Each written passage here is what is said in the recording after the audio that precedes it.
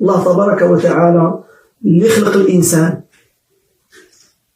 يقول في محكم كتابه: وإن كثيرا من الناس عن آياتنا لغافلون.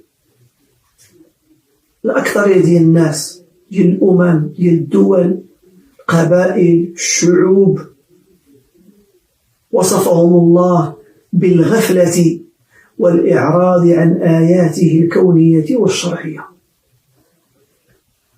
أكثر الناس منشغلون بحطام الدنيا، يلهثون وراء شهواتهم، يخضعون لغرائزهم ورغباتهم، لا يتأملون في مخلوقات الله،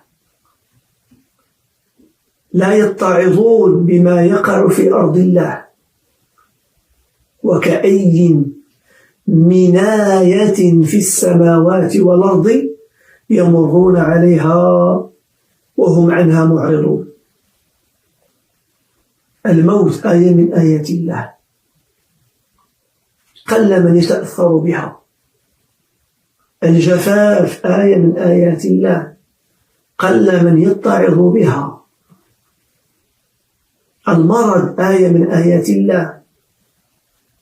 الفقر، الغنى، الابتلاءات، الامتحانات في الشر والخير. ينبغي أن يجعلك ذلك يقظا حريصا على فهم الغاية من وجودك والعمل من أجل نيل رضا الله.